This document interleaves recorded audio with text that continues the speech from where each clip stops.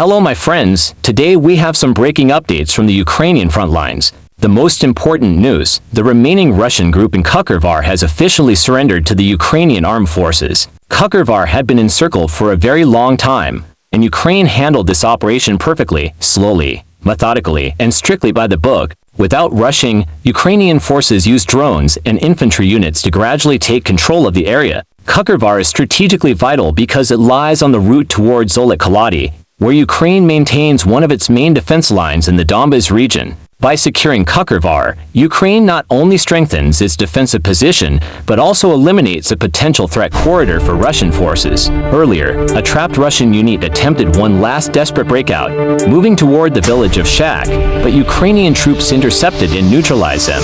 Reports say the group tried to move at night using thermal camouflage cloaks, a tactic sometimes effective, but this time it failed.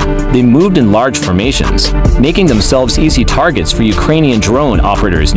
Let's move to the Pokrovsk direction, where Russia has recently gained small areas of ground, especially near Lenovichi. Ukraine attempted a counterattack there, but Russian forces repelled it and slightly expanded their control. Urban fighting continues in the Pokrovsk sector, and though Russia has not yet committed its main assault force, analysts believe it's only a matter of time before a larger push begins. Meanwhile, a Russian offensive from Pramen toward Myrnograd ended in losses. Ukrainian forces destroyed the BT armored vehicles, one of them clearly visible on combat footage verified by independent channels in the Baltic region. Tensions are also rising. Lithuania's military reported that two Russian aircraft, a fighter jet and an IL-78 air tanker, violated Lithuanian airspace near Kybartai this evening. NATO jets from Spain were scrambled in response. Lithuanian President Nausėda condemned the violation. However, NATO's policy of restraint continues, avoiding direct engagement unless a clear threat is identified. Still, as Putin increases provocations, including nuclear drills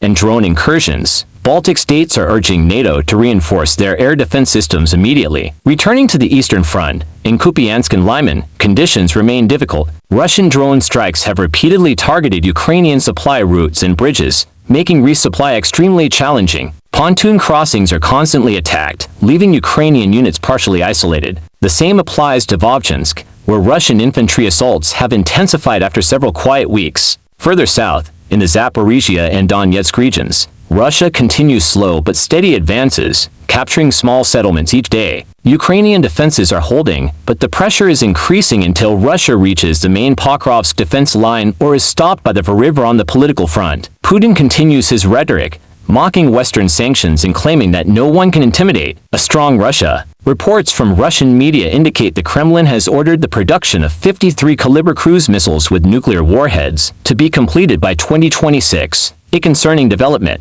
At the same time, major Chinese state energy companies have temporarily suspended Russian oil purchases due to new sanctions. However, private Chinese firms continue trading, often through shadow fleets, minimizing the real economic impact for now. And yet again, overnight, a Russian oil refinery in Ryazan was hit by Ukrainian drones, causing significant damage. Local sources report seeing something flying fast, likely Ukraine's long-range Flamingo drone, which reportedly has a range of up to 3,000 kilometers. To summarize, Russian troops have surrendered in Kucher Var, marking another tactical victory for Ukraine. Fighting continues fiercely around Pokrovsk, Kupiansk, and Zaporizhzhia. Internationally, Russia provokes NATO airspace again, while sanctions continue to tighten. Friends, please remember, supporting independent reporting makes this work possible. You can find my Patreon and other links below the video. Thank you for watching, stay safe, and as always, I wish you all a peaceful sky, wherever you are.